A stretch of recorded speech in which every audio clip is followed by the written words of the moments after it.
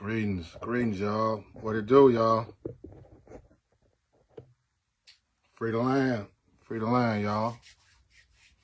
Because I see people starting to come into the live. I'm going to give people time to get in this live. Please share this live with groups, your timeline, family, friends. Share this live as you start to come into this live. How you doing, sister? How you doing? Long time, y'all. Long time. This is going to be a great live today, y'all. Trust me. I'm going to just let y'all get into the live. Get into the feed. Free the land. Revolutionary greetings, y'all. Revolutionary greetings. How everybody been? To my peoples of Biafra. To my peoples of New Africa. How everybody been doing? It's been a long time since I went live, man. So I thought today was a beautiful day to go live with all freedom-loving people, you feel me? So here I am. I'm just giving people time to get into the live. It's been a long time, y'all. I hope everybody is blessed. I hope everybody is doing well. I hope everybody's been doing good. And I hope everybody's been continuing to, agitate for the freedom of Biafra, the freedom of Africa, the freedom of New Africa. I hope everybody's been continuing to stay down with the struggle. It's been a minute. There's been a lot going on. I'm just happy to be on here today. Hopefully, I can, continue to go live again because it's been a minute. It's been a lot going on. It's a lot to talk about. As well, as you know, today is the born day of the great freedom fighter, the great leader, the political prisoner, prisoner of consciousness, prisoner of war, Nnamdi Kanu, man. So let's send a happy birthday shout out to the great Biafran IPOB leader, Nnamdi Kanu. Let's send a shout out to him, y'all. I've been seeing a lot over the last couple of days about his condition, on how Nigeria is treating the great brother. I don't know how true these reports are, but, I'm keeping up with everything that's going on with Nnamdi Kanu and his struggle for freedom, to get out of, detention, captivity by, the oppressive federal government of Nigeria. I've definitely been keeping up contact with that. Some of the reports I've been seeing that they've been treating the brother bad. They've been violating his human rights. His health-wise, I've been hearing that his health is not in good shape. So I just want to send, healing energy, healing power to that great brother, Nnamdi Kanu, on his birthday. I think today is his 55th birthday. So, I'm seeing all the birthday shout-outs to the brother. I hope the brother's receiving nothing but love, healing energy on this day, in his captivity.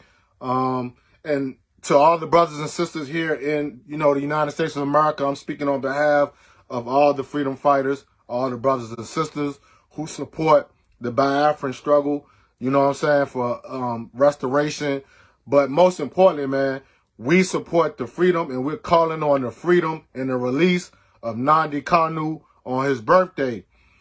There's no reason that this brother should be still in captivity, man. There's no reason this brother should be still being held, after they kidnapped this brother, violating his human rights, and y'all still have this brother in captivity. He hasn't committed a crime, y'all. This is something that we got to establish. This is something that you got to keep spreading the message, keep tapping the, keep tapping the, keep tapping the beat. Keep sounding the drum for this brother's freedom. This brother is being dehumanized. His human rights is being violated. United Nations know that this brother's human rights is being violated. You know what I'm saying? So release the brother. You know what I'm saying? Y'all don't have nothing on this great brother. You know what I'm saying? Other than he's a brother that's been fighting and agitating and calling for what's right, which is the, restoration and the freedom of Biafra and restoring this nation back to independence, restoring this nation back into the community of world of nations. You know what I'm saying? How is that criminal? And this is why Africans all across the globe, brothers and sisters all across the globe, you have to get behind the call for freedom for political prisoners, no matter where they are across this globe, because we know this is a history. This is a brutal history of oppressive, tactics and strategies that they do to our black leaders, our African leaders across the globe, is capturing them, assassinating them, taking them out of, out of the public eye and dehumanizing them and torturing them and things of that nature and ultimately killing them. So we don't want this to be another brother that we're just sitting on the sidelines and we're letting this brother be dehumanized, murdered, killed, and tortured, and we're not beating the drum and asking for these oppressors to release this great brother. Now, this brother been, he's been detained. I do believe it's going on like 2 years now. It might be more than that. I think it's like 2 years now that they have held this brother in captivity. And today is this great brother's birthday. You know what I'm saying? Like I said, if y'all don't know who Mazi Nnamdi Kanu is, do yourself justice and research this great brother. This is like one of the brothers, this is like one of the last freedom fighters that we got left on the continent that's being destabilized by neo-colonialists, puppets for the British Empire, for the European nations. You see what I'm saying? So this is a brother who done rose up, to stand on the liberation and the freedom of Africa, which he deems starts with the liberation and the freedom of what we know today as Biafra in Igbo land. So we can't keep standing on the sideline and letting this brother be held in captivity and not sounding the drum and sounding the beat and calling for this brother's freedom. You see what I'm saying? And there's many more. It ain't just Mazi Nnamdi Kanu that's captured right now. There's plenty of political prisoners, of African freedom fighting, of African liberation that's held in captivity right now all across this globe. You know what I'm saying? All the children of Africa and brothers and sisters of black liberation, that's being held in captivity right now. You know what I'm saying? We're calling on their freedom. We're calling on the freedom of Dr. Mutulu Shakur of the New African Independence Movement. We're calling on the freedom of Brother Mazi Nnamdi Kanu. You see what I'm saying? A great brother, that's being dehumanized, human rights violated. So do yourself justice and call for the freedom. Man, reach out to the United Nations, man. Reach out to every, resource that you can tap the beat on to get this brother free. You see what I'm saying? There's no way that this brother should be incarcerated at this moment in time in history. This brother hasn't committed no crimes like most freedom fighters, of our great struggle for liberation, of African liberation. These brothers and sisters do not deserve to be incarcerated. There's no way they should be still incarcerated right now for crimes they have not committed. You see what I'm saying? And the ones who standing on the sidelines and that's not speaking up for this great brother and great brothers and sisters across the globe that's being attacked, repressed, brutally, having this counterintelligence ran on them, you see what I'm saying, to take them away from the struggle of African liberation and Biafran liberation, New African liberation, man. Hey, should be ashamed of yourselves, man. It's time for you to get into the struggle. It's time for you to speak out for this great brother who's incarcerated on his birthday. We cannot allow for this brother to go into another birthday being incarcerated by a crooked neo-colonialist puppet government. No, we must call on the freedom of this brother now on his birthday, which is the perfect time to call for this brother's freedom on his birthday, his 55th birthday. Let's get behind this brother, y'all. Especially, I'm speaking to my brothers and sisters in the Western Hemisphere. My brothers and sisters in the United States of America. My brothers and sisters in South America.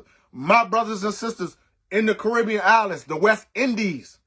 It's time to call for the freedom of this great brother, Mazi Nnamdi Kanu, on his 55th birthday, man. So I just wanted to start this live off, calling for this great brother's freedom, because I know how it is. because we got political prisoners here in the United States of America who's of old age, elder age, who's still being brutalized, who's sick, you know what I'm saying, and held in captivity by our historical enemies, y'all. So it's like, man, please, you know what I'm saying? That's why I wanted to hop on here today, because I wanted to lend my voice like I've been lending my voice for the last 5 to 7 years for the Bi-African struggle, for the New African struggle. But the most important struggle of them all is the freedom of our political prisoners and our political prisoners of consciousness. Listen, brothers and sisters, there's no way you can call yourself a freedom fighter, right? There's no way you can call yourself a freedom fighter or anything on that level. You see what I'm saying? A revolutionary. You can't call yourself a revolutionary if you're not out here actively seeking the releasement of your captured comrades. You see what I'm saying? Or your captured leaders. You see what I'm saying? We can't even begin to speak about standing on our own or establishing nationhood or bringing restoration to nationhood. You know what I'm saying? As long as we have captured combatants, captured leaders, captured political prisoners of war, captured political prisoners of consciousness, there's no way we can call ourselves a nation of people, of righteous people, indigenous people. As long as we have captured political prisoners, captured freedom fighters, all across the globe, people. There's no way. There's no way we can establish any type of freedom for Africa, freedom from black brothers and sisters across the globe. You see what I'm saying? There's no way. There's no way we can do that. There's no way. There's no way, y'all. There's no way you can establish anything on that level. You see what I'm saying? If we don't call for the establishment to release our brothers and sisters out of detainment, out of captivity, out of these slave camps, out of these penitentiaries, out of these prisons across this globe, man. There's no way, man. There's no way. There's no way we can do that. So we're calling for this brother's freedom on his 55th birthday. Share this live, y'all. Share this live in every group. Every group on Facebook, every Bi-African group on Facebook. Share this live with every family and friend on your timeline. Let's beat the drum. Let's sound the drum for the freedom of this brother, Mazi Nandi Kanu, on his birthday, y'all. I haven't been going live in a long time, but I'm here with y'all today. I'm here with y'all today, brothers and sisters, because I want to stand in solidarity. I want to stand in solidarity with my Bi-African brothers and sisters who are calling for the freedom of their leader. You see what I'm saying? Of the IPOB and the establishment of the Republic of Biafra. I'm here with you today on behalf of the New African Independence Movement, on behalf of me being a descendant of Igbo people, me being a descendant of Igbo people, me being a descendant of Biafran people here in the Western Hemisphere, in the United States of America. I'm calling all my brothers and sisters in the United States of America to get involved in this struggle and to stand in solidarity with our brothers and sisters who continue to be genocided, who continue to be massacred by the hands of the federal government of Nigeria, who continues to hold brothers and sisters in captivity just for standing on which is their birthright. It's the birthright of their nation, calling on the restoration of their nation. Shout out to the sister that they still got in captivity. This sister been kidnapped over a year ago. We don't know where this little sister at. We don't even know if this sister's alive. We don't even know if this sister's alive, y'all. This sister's been kidnapped by the federal government of Nigeria and hasn't been heard from since her kidnapping. This is the type of things that are going on the continent by these neo-colonialist terrorists, these neo-colonialist governments on the continent of Africa who are repressing, torturing, terrorizing brothers and sisters who only want to live in harmonious freedom. This sister was kidnapped. This sister was kidnapped. Y'all know who I'm talking about, y'all. This sister was kidnapped just by having on the Biafran flag on her dress. This young sister was kidnapped just by expressing herself culturally, politically, sovereignty, in solidarity with her peoples who have been genocided for over the last 50 to 60 years, and even before that, when the establishment of the colonial government of Nigeria came into existence. When they took 400 tribes, they took 400, I don't even like to use the word tribe, when they took 400 nations and ethnic groups and put them together into a contraption called Nigeria. You see what I'm saying? When they put all these brothers and sisters who they know had internal issues, internal conflict. They knew these brothers and sisters had internal conflict. So being the terrorists that the British government and everybody out here, and shame on all the black people and all the African people who have been showing salutations of honor to a colonial, and I'm not even going to call her a queen, but showing love to a colonial terrorist, Queen Elizabeth II, because she don't even deserve the title of queen. How can you be a queen when you're a terrorist? How can you be a queen when you are a terrorist who initiated and facilitated and continue to initiate and facilitate the genocide of a whole ethnic group and several ethnic groups on the continent of Africa? How can she be labeled a queen? She is not a queen to African people. She's a terrorist to African people. Queen Elizabeth II is a terrorist. The British monarch is a terrorist regime. So shame on any black brother and sister of melanin skin who support a terrorist, colonialist terrorist who will ultimately pay for her ignoring the fact that her family bloodline has genocided and continue to genocide African people, Igbo people, Biafran people.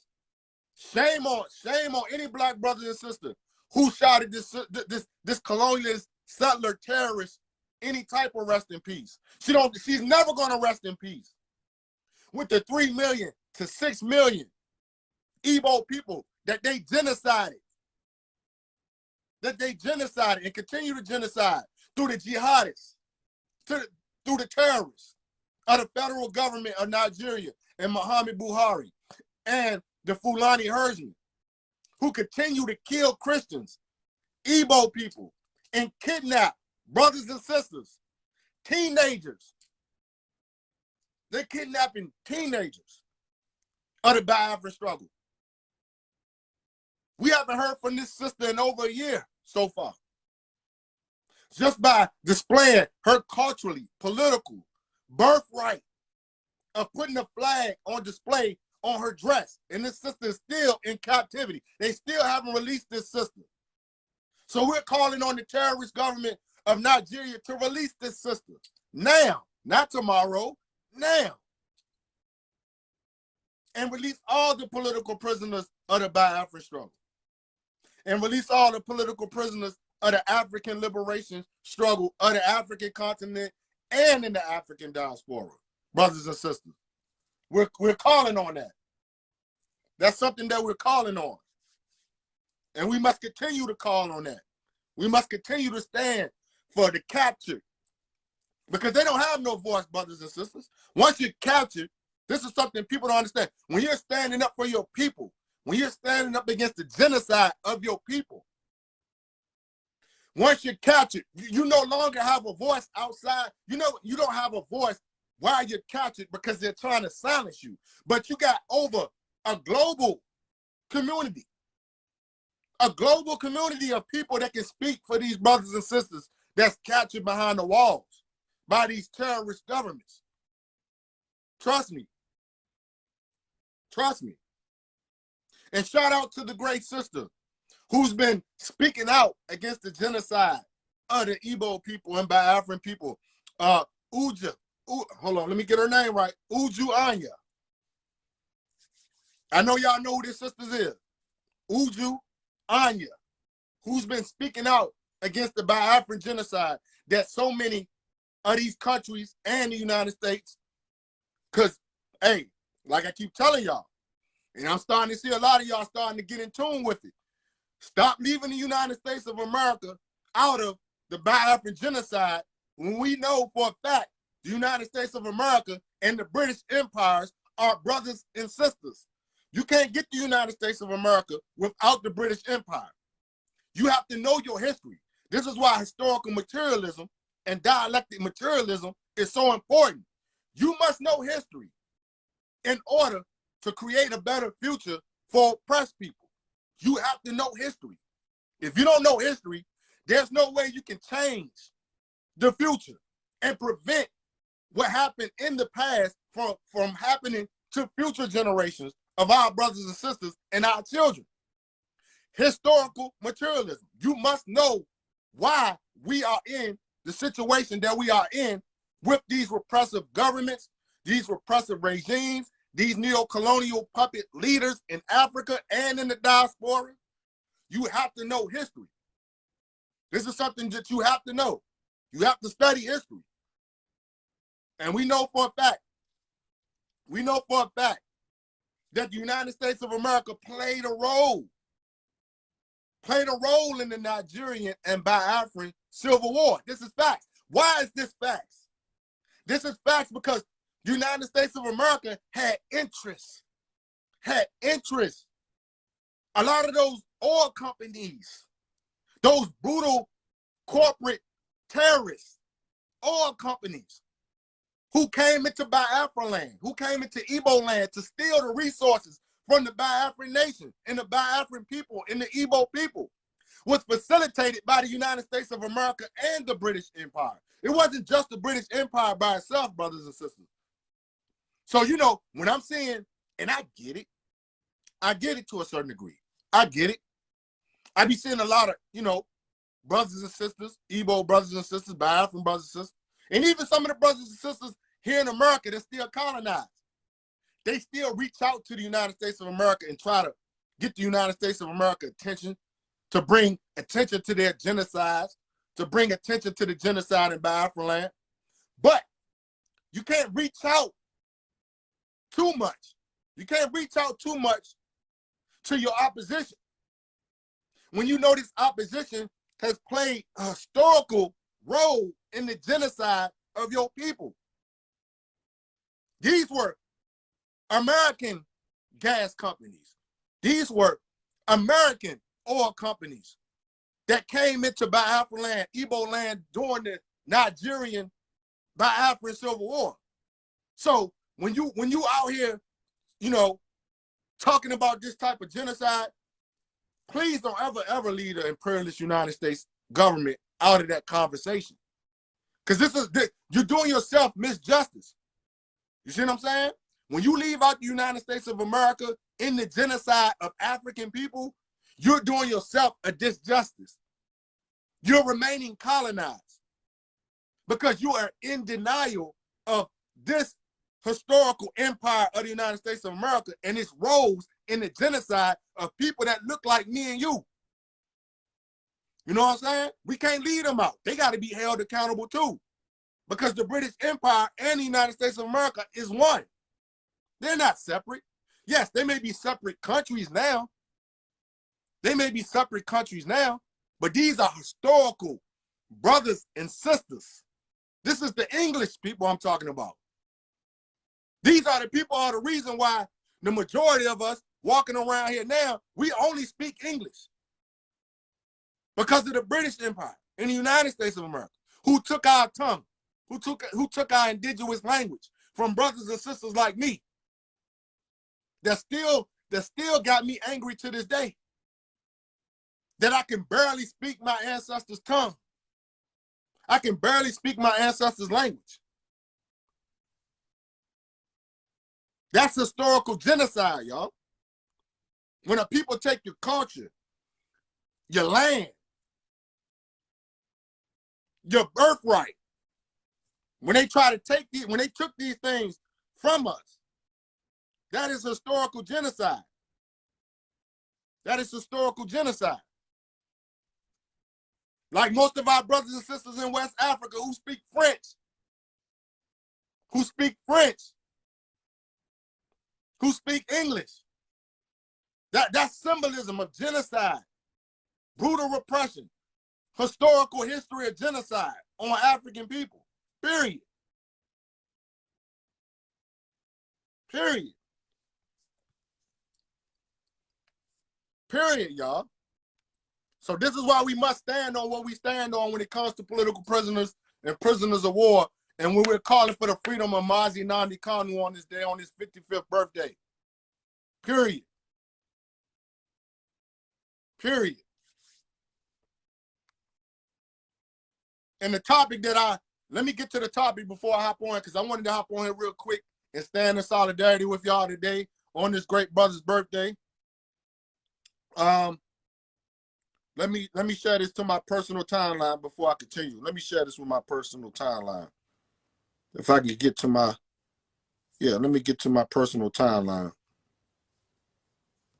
Because it's something else that I want to talk to you about today. It's a topic I want to speak on today that also pertains to our great brother, Mazi Nnamdi Kanu, since he's on that tree. He's on the tree of great leaders who have come forward and standing on African nationalism, standing on Black nationalism, standing on the freedom and the independence of Africa and the independence of his own people. You see what I'm saying? This is a great. Let me share this with my timeline. Let me get this real quick.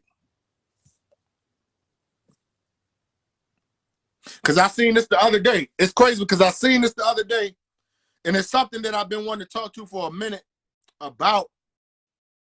Is another great historical figure that came along who is not talked about, because you got to remember, how do they colonize a people, y'all? What is the first stage of colonizing a people? What is the first stage of colonization of a people? What is the first stage of colonizing people? How did they colonize the Igbo people? How did they colonize the Black people in the Western Hemisphere? How did the slave trade even become an act of terrorism in the first place? How was it even able to go through the process of capturing African people, capturing Igbo people within the continent, the internal slave trade?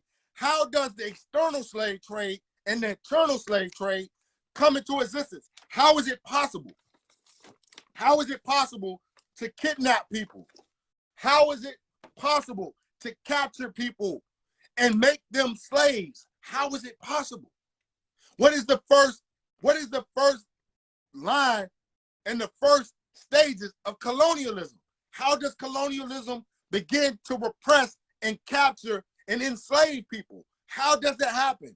The first stage of colonialism is the colonization of education.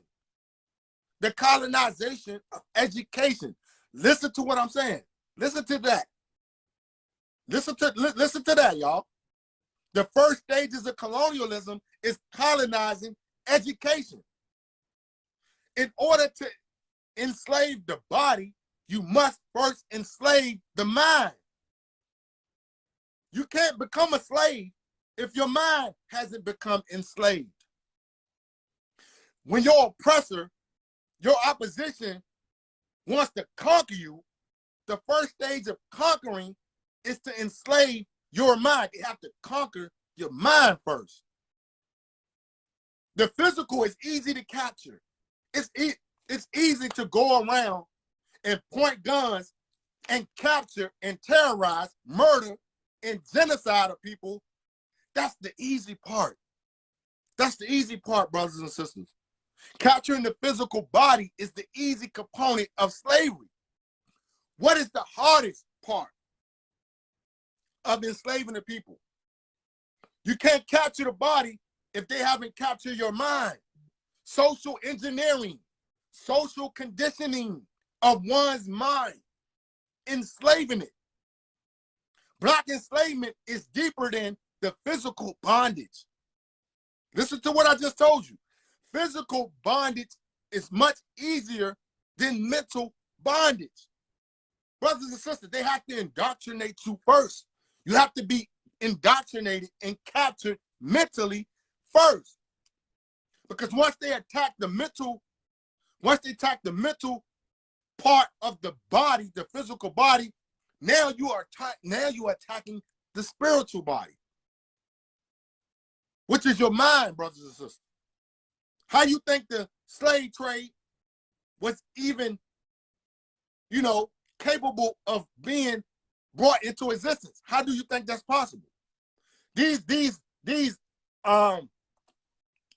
invaders, these infiltrators started internally. This is an internal enslavement as well.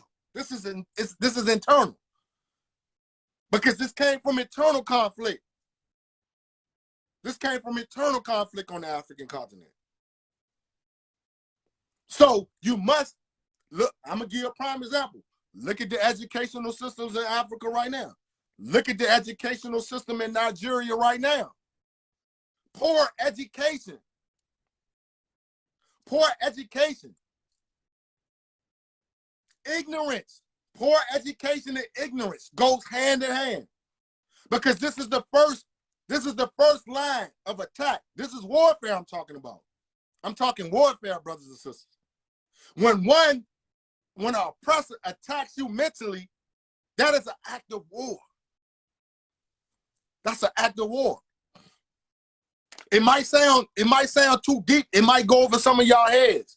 But when one attacks you mentally, that's an act of war, brothers and sisters.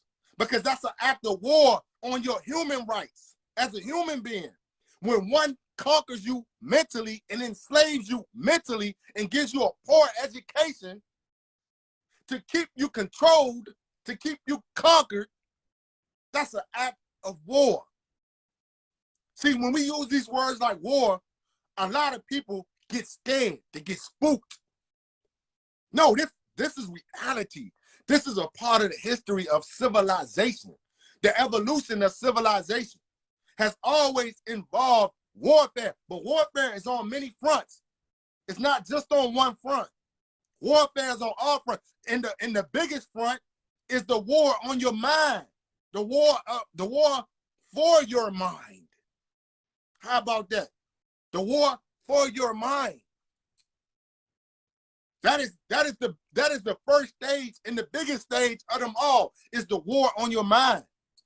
This is how slavery even exists. Slavery can't exist without enslaving the mind. There's no way a physical slavery can exist if they haven't already enslaved your mind. This is all that. When you hear these words, these are not big words, brothers and sisters. Like colonialism, that's not a big word.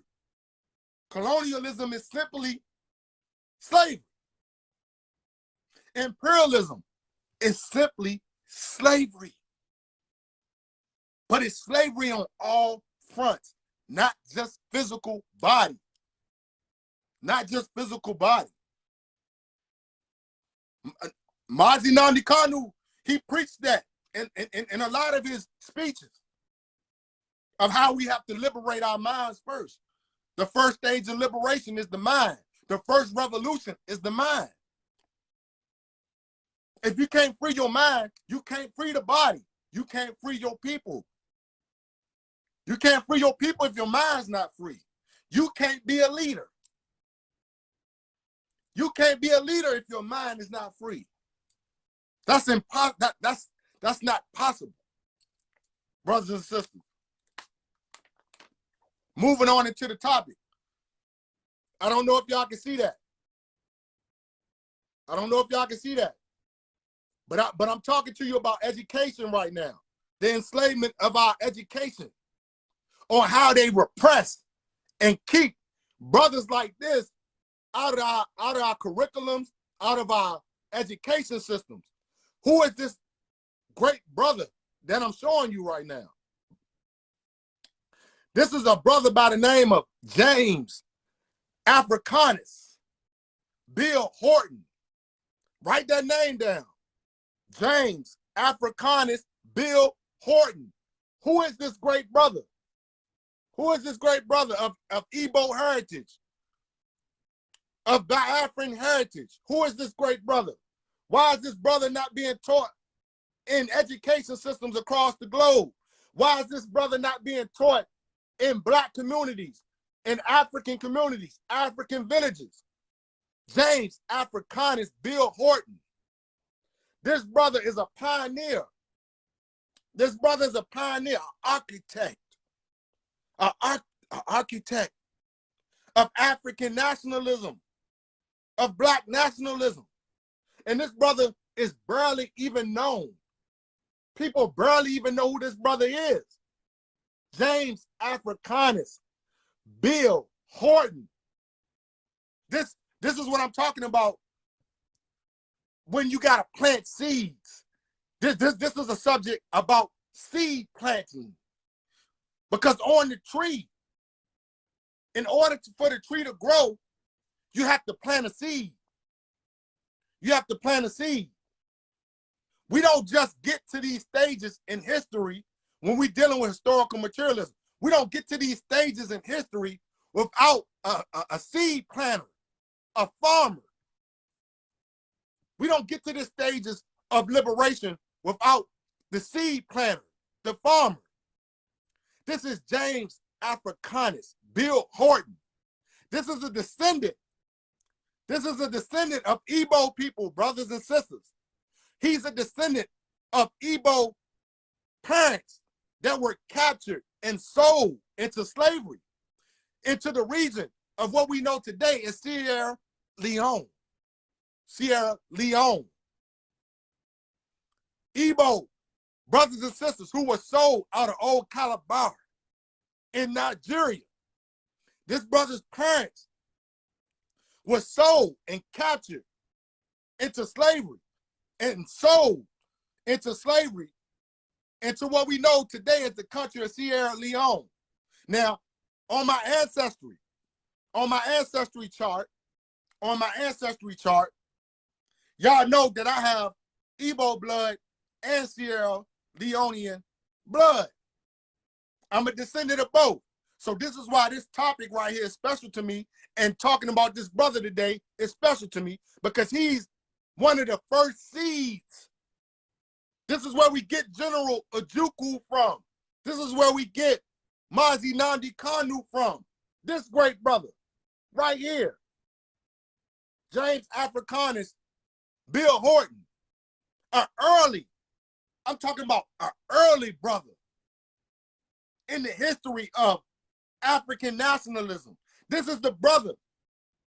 This is the brother who was the first brother who advocated, preached, and taught for, the independence of the Igbo nation. That's who this brother is. That's who this brother is. James Africanus Beal Horton was the first brother to advocate, struggle, and fight for an independent Igbo state in West Africa. Look at that great brother right there. Look at that brother. Look at that brother right there. James Africanus Beal Horton. In the 1850s, 1860s, 1870s, 1880s. He died in the 1880s, I believe. But this is the first early. This is way before Marcus Garvey, brothers and sisters. This is before Marcus Garvey. This is before Marcus Garvey in them times. Not to take away from Marcus Garvey, but like I said, in order to understand now and the future. We must first go back to the past and honor those who were the seed planters. This is the seed planter right here, y'all. This is the first farmer of Igbo nationalism. Even though we know nationalism existed before that, but I'm saying for a figure, an individual to teach it, establish it, this is your earliest right here. I want you to please write this brother's name down. Write his name down, because African nationalism is not really spoke about like that. You know what I'm saying? We know about the Kwame Nkrumahs and all these great brothers and sisters, but we rarely hear about any brothers and sisters during the earlier colonial periods of Africa who was out here fighting and teaching African nationalism. We rarely hear about any of these individuals. Half of these individuals we don't even know about. This is why I did the video a couple of years ago on King Jaja, because King Jaja is one of those first early African nationalists, Igbo nationalists as well. But here goes another brother whose name has been floating around on the internet a little bit. One of the first Igbo nationalists who was advocating for an independent nation state in West Africa. Right here. This brother has a whole book called West African Countries and Peoples, British and Native and Vindication of the African Race, first published in 1868. 1868 was the publication of this great brother's book on the Igbos establishing an independent nation state in West Africa. Right here. James Africanus. Beal Horton. This brother needs to be honored. This brother's name needs to be venerated.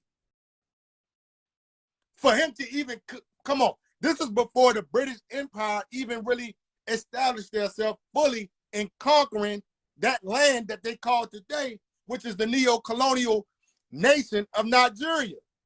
This brother was already out there arguing, fighting, debating, teaching Africans on the continent about establishing an independent nation state in the land that we know today as Biafra land, the Bight of Biafra. This brother.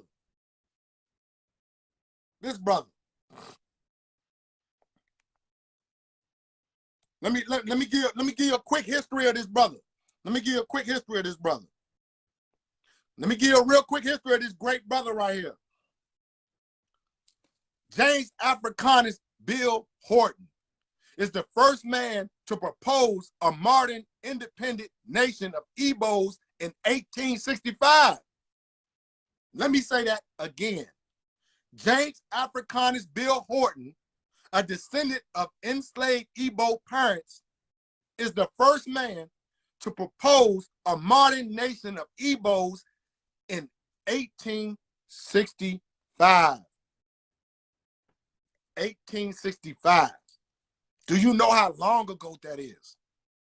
Around this period in time is when the brothers and sisters misnomed as African Americans were just being so-called liberated out of slavery in the United States of America. But you had a great brother, Igbo brother, in Sierra Leone, and don't get it twisted, there are a lot of Igbo people in Sierra Leone. There's a lot of Igbo people scattered all through West Africa. Igbo people is not just in the colonial land of Nigeria. This is something that people also get misinterpreted. Igbo people are not just in the colonial land of Nigeria. Igbo brothers and sisters are all scattered across West Africa and across the globe right now. But back then, in that colonial period in time, Igbos were scattered all across the land that we know today as West Africa. Igbo people are not just, indigenous to the land of where that's the indigenous land they come from, which is the land they call Nigeria today, Igbo land today. but they have been scattered throughout West Africa, even deeper down in West Central Africa towards the south. Igbo people are scattered. So this brother, a descendant of Igbo enslaved parents who were enslaved and took into Sierra Leone. Do you know that? Let me get this clear. Do you know that an Igbo man planned and proposed a modernized self-governed nation, empire, republic of Igbos 39 years before the birth as Nigeria as a country? Let me say that again. Let me say that again. Did you know that an Igbo man planned and proposed a modernized self-governed nation, empire, republic of Igbos 39 years before the birth of the Nigerian country?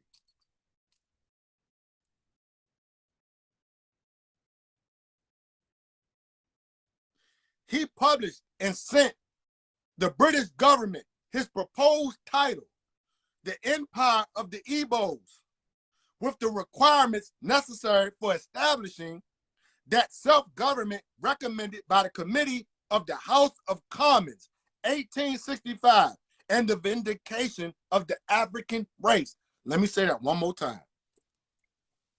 James Africanus, Beal, Horton sent the British Empire, the British monarch, in 1865, the title of the Empire of the Igbos with the requirements necessary for establishing that self-government recommended by the Committee of the House of Commons in 1865, the Vindication of the African Race. What did this proposal compose of? This proposal included a plan for a self-governed independent nation, an army, currency, support for modern civilization, and economic empowerment. Let me say that again. What did John Africanus Beal Horton's proposal to the British Empire comprise of? This proposal included a self-governed independent nation, an army, currency, support for modern civilization and economic empowerment, and vindication of the African race. Issei. This is early African nationalism I'm talking about, y'all. This is early African nationalism I'm talking about. In the 1800s.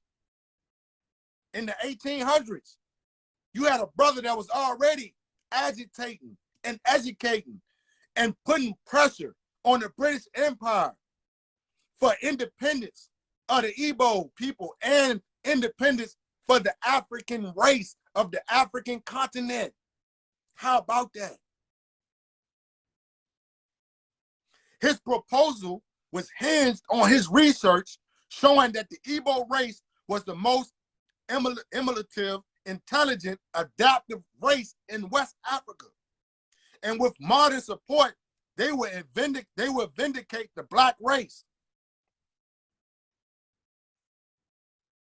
Let me say that again. His proposal was hinged on his research showing that the Igbo race was the most emulative, intelligent, and adaptive race in West Africa. And with modern support, they will vindicate the black race. Woo! James Horton was born in the British colonial Sierra Leone near Freetown. His parents were recaptive Igbo slaves. Horton lived in Gloucester until 1847 when he moved to Freetown to attend the local church missionary societal school. In 1853, he was moved to Freetown, Far Out Bay Institution to train for a ministry.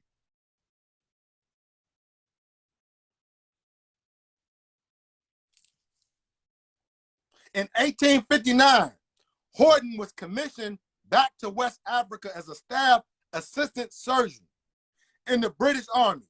His works led him to correlate in human health, developing theories that eventually would earn him a reputation in the medical world and a promotion to the Army rank of Surgeon Major.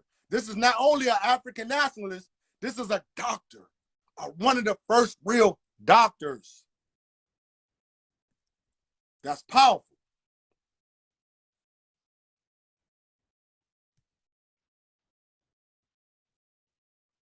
Horton became more concerned with politics during his military service in West Africa. Horton refutes the derogatory racial theories about Africans' life in Victorian Britain and its empire. Let me say that one more time. Even though he was a surgeon and a doctor in the British Empire military, this is a brother who did not forget who the hell he was, who was still advocating, teaching, and struggling for the freedom of the African race and the Igbo race, man, and the Igbo nation.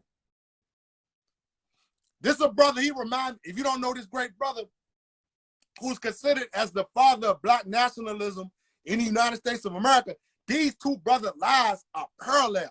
He reminds me of the great brother and ancestor, Martin Delany. Write that name down. If you don't know who Martin Delany is, Martin Delany was considered the first Black nationalist, African nationalist inside the empire of the United States of America. These two brothers' lives is parallel. However, Horton also considered himself a strong Horton also considered himself a strong cultural and technological influence on the development of Africa. Thus, his philosophies, radical when colonial powers were dominant, have acted as a basis for future advancement of African independence and nationalist ideologies. Woo! This is a good brother that's not talked about, that's not taught to our children, that's not a part of education systems across the world. At 45, James Africanus Beal Horton retired and returned to Freetown, Sierra Leone, where he continued to promote African education as a key to self-governance. Rewind to what I was just telling you before I got to this topic, on how the first stages of colonial enslavement and colonial system is to attack and terrorize and colonize and enslave the mind through colonial education. You must first free education in order to free the mind. The first freedom comes with the mind. The first escape from slavery is the escape of the enslavement of your mind. And he further provided scholarships to hopeful young Africans. He also took a keen interest in Africa's technical and economic development and opened his own bank called the Commercial Bank of West Africa. This is an Igbo brother I'm talking about, y'all. This was an Igbo brother who's a descendant of enslaved Igbo parents. This brother was striving and fighting for independence, self-governance for his peoples and African people. This brother opened up a bank. This brother opened up a bank in West Africa. This brother, an Igbo brother, opened up a bank in West Africa. His business and gold mining exploits made him one of the richest men in Africa by 1880. Man, this is unheard of. This is unheard of history, y'all. This is unheard of. Although his dream of an independent, self-governed Igbo nation was not realized in his lifetime, his political thoughts birthed the African political thoughts during the colonization of Africa after his death. James African Beal Horton died in Freetown, Sierra Leone in 1883. Let me go back to that point. Although his dream of an independent, self-governed Igbo nation was not realized in his lifetime, his political thoughts birthed the African political thoughts during the colonization of Africa after his death. So this is a seed planter, a farmer, an icon, a father of African nationalism, where you get people like Patrice Lumumba, Kwame Nkrumah, Samara Machel, Amilcar Cabral, Thomas Sankara, are all brothers that come off of this one great Igbo brothers' hard self-determination to teach the right side of history. Because it goes back to what I'm always telling y'all. Some people are on the right side of history. Some people are on the wrong side of history. But this is an Igbo brother who was on the right side of history, a founder of political thought, and a founder of African nationalism and the struggle for self-governance and independence on the continent. Even though it wasn't realized in his lifetime, it's still here. His dream is still alive. Biafra, New Africa, and all the oppressed peoples and the oppressed nations of people who are still struggling and fighting for independence and nationalism in their lifetime comes off of this brother's sacrifice, this ancestor's sacrifice, who didn't become a slave of the British Empire, but yet used the British Empire. He used the British Empire to establish the right side of history, to let the British Empire know that no, my people want independence. My people want self-governance. Write that name down. James Africanus Beal Horton, one of the fathers of African nationalism in the 1800s. In the 1800s. Now ask yourself, why don't education systems teach about this great brother? Because nobody even barely heard of this brother. Nobody barely heard of this brother, James Africanus Beal Horton. So that's why I wanted to come on here today with y'all and stand in solidarity with y'all today on the great brother's Mazi Nnamdi Kanu's birthday and calling for his freedom out of political captivity.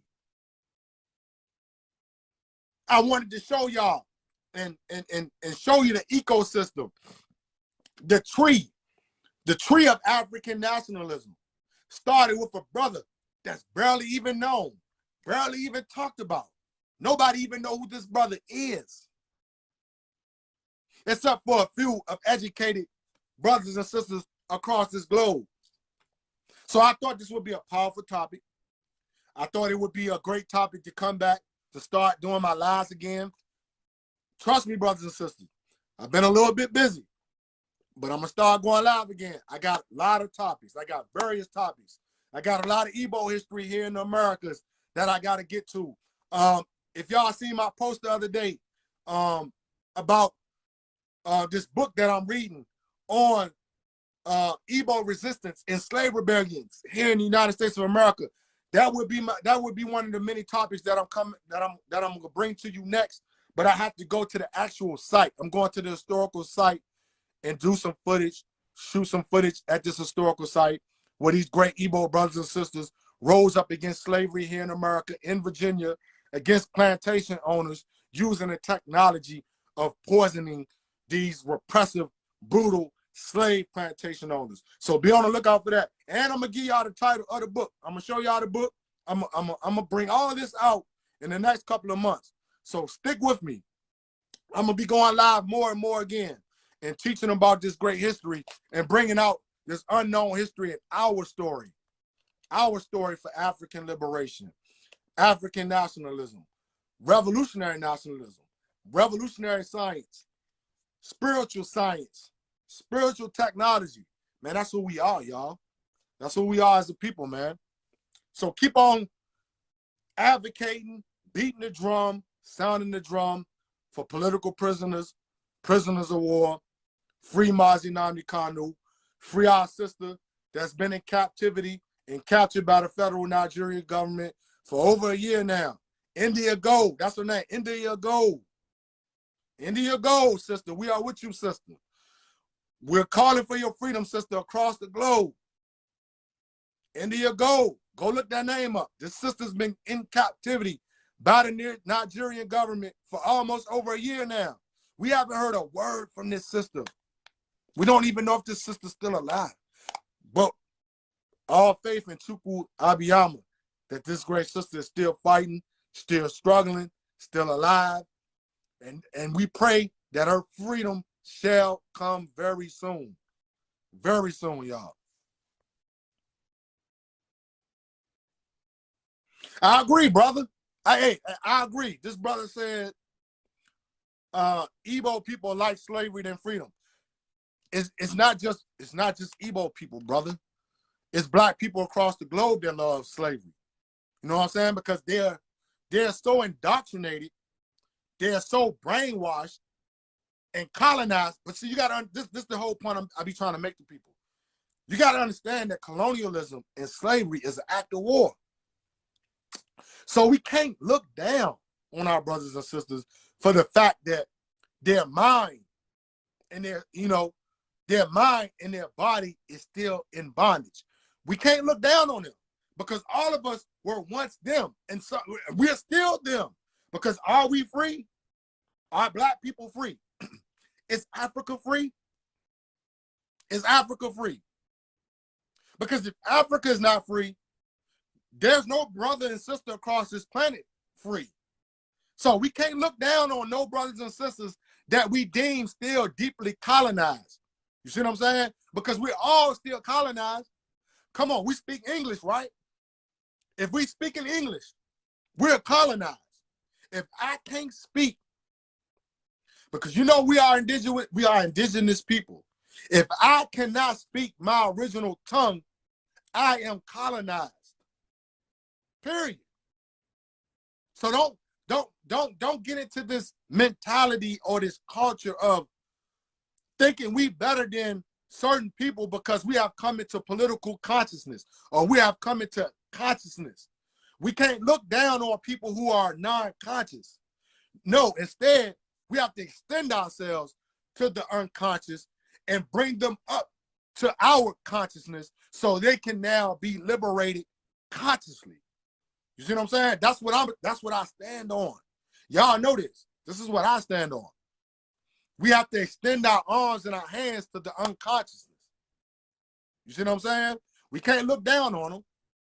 We can't look down on them because we're all still colonized, because we're all still being governed by people that we don't want to be governed by. If you're being governed by people that you don't want to be governed by, you're still enslavement. That's a form of enslavement. It might not be the brutal enslavement of the slavery of the past, but we're still in an enslavement in a different modernized way. There you go. We must restore back our dignity. Exactly. Exactly. Because if we don't have no dignity about ourselves and we don't have no love for ourselves, then there's no way that we can come together as a people, no matter where we scattered across this planet. There's no way we can come together if we don't have self-love and dignity for ourselves, that we will, in return, give that dignity and love and reinstore it into the people who don't have that love, who don't have that dignity today. You see what I'm saying? It definitely starts with dignity and restoration of self-love. We are the First Nation peoples. We are the First Nation peoples who came into this existence. You see what I'm saying? Standing on dignity and self-love. We have to return to the ways of our ancestors, period. We have to return to the ways of our ancestors, period. Who loved each other and helped each other and had great love for each other. See, this is the first stages of revolution, y'all. Is love. You can't be a revolutionary. You can't be a freedom fighter if you don't love yourself and love the people.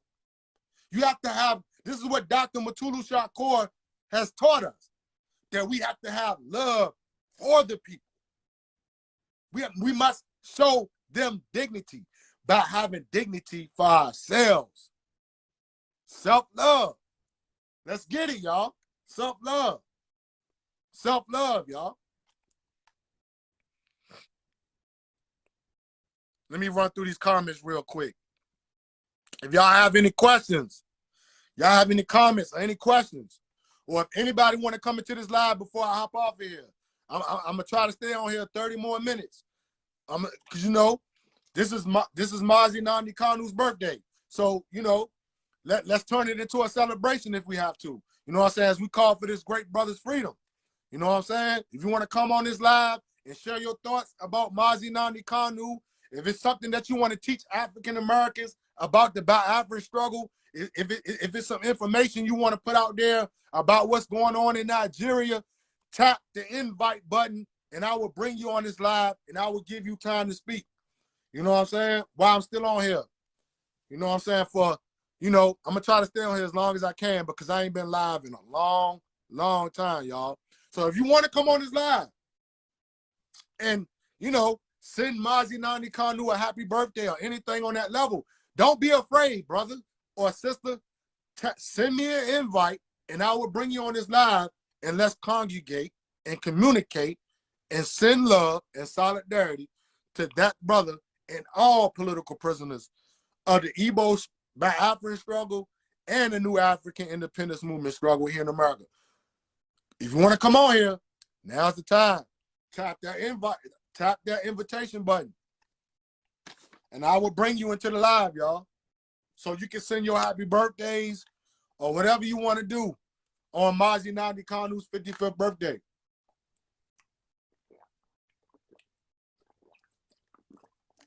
If you want to come on here, you don't got to be on here long. You can come on here, say your piece, speak your piece, educate.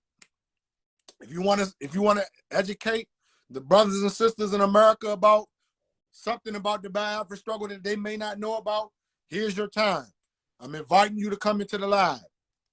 If you have any questions, if you want to ask me some questions, tap the invite button. I'll bring you into the live. You can ask me questions on the live personally. Let's commune, y'all. Let's commune. I ain't been on here in a minute. I got time today, so I'm trying to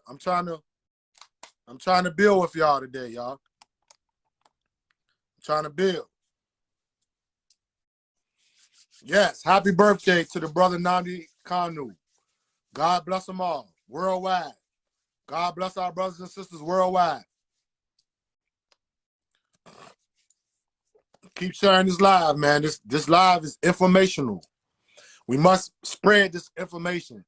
We must spread this communication. We must tap the drum.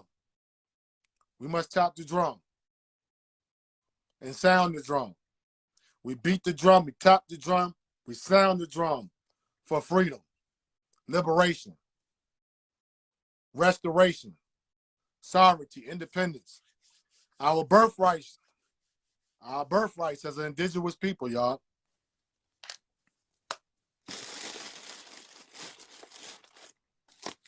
And if it's anybody on this live, man, also, if it's anybody on this live who want to get up with me so we can try to create some kind of joint call for freedom for Dr. Mutulu Shakur and Mazi Nnamdi Kanu, because if we can put these names simultaneously together and create a worldwide global movement calling for the freedom of Mutulu Shakur and Nnamdi Kanu, I think we can get them free quicker.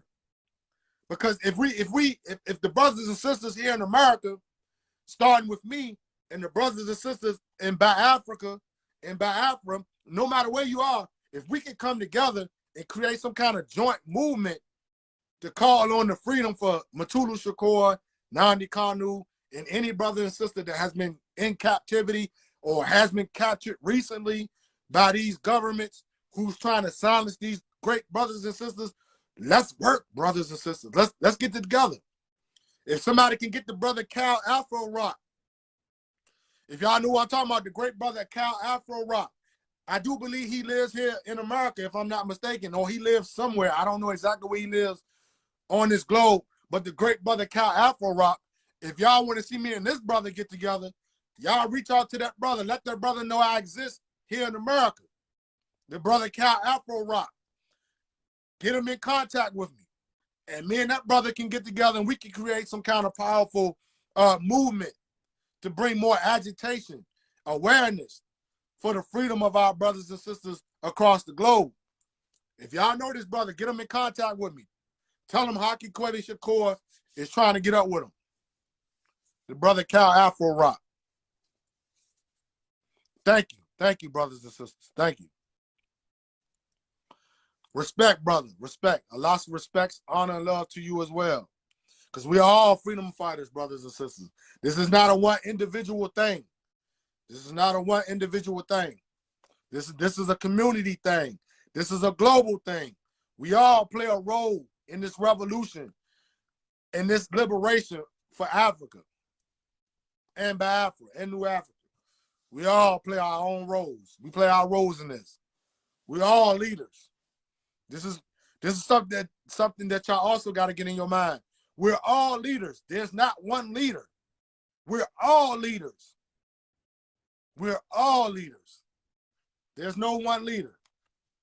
We believe in a collective leadership, not no individual leadership. We're all leaders.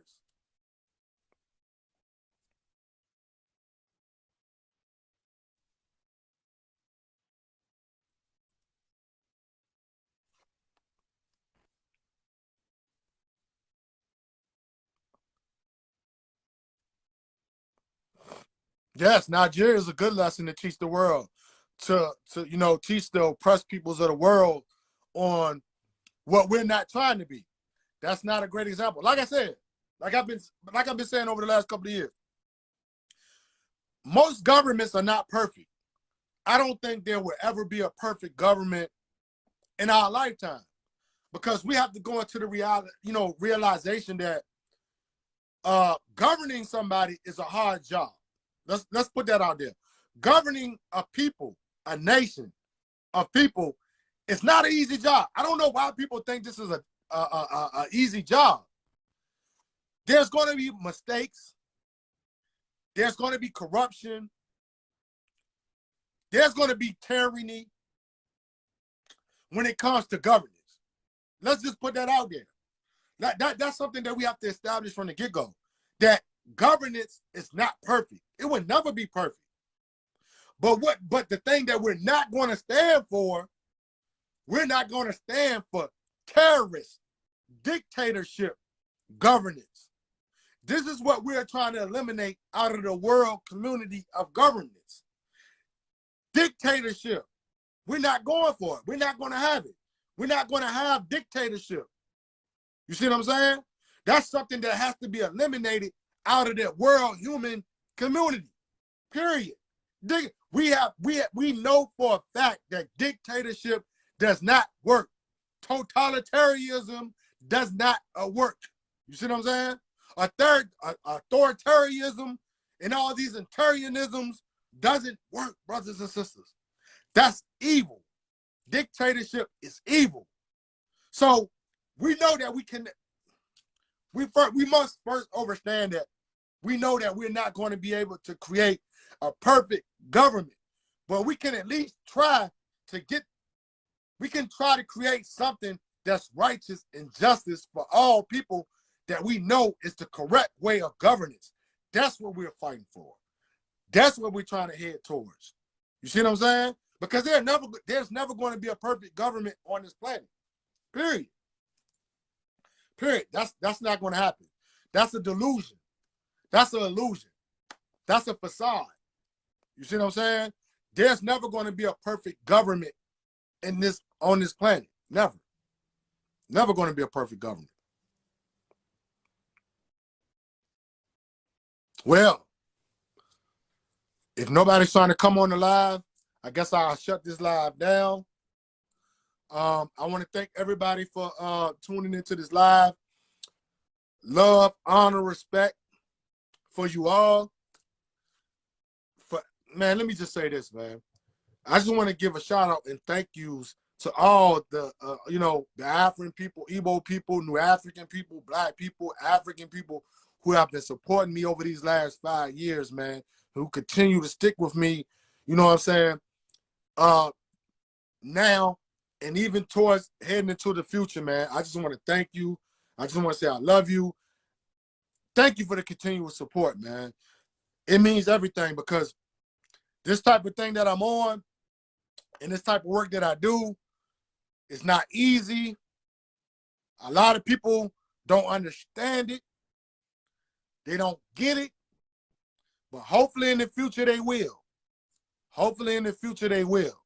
You know what I'm saying? But this is a hard job. This is hard work. So I want to thank all my Biafran people, all my Igbo people for continuing to support me, support my movement, my messages, my research. Man, just thank you. Period, man. So I'm gonna shut this live down, man. Since nobody want to come on the live, I'm gonna shut this live down. Continue to share it. Have a great Sunday. Have a great week. I'll be back soon. Follow me on all my social media platforms. I'm on TikTok, Twitter, Instagram, Haki Kweli Shakur. Signing off on this note. Remember, be a loyal enemy. Be a loyal enemy. Because your enemy has more faith in what you can do than what you think you can do. Be a loyal enemy. Free the land. By any means necessary. Ike Chukwu out.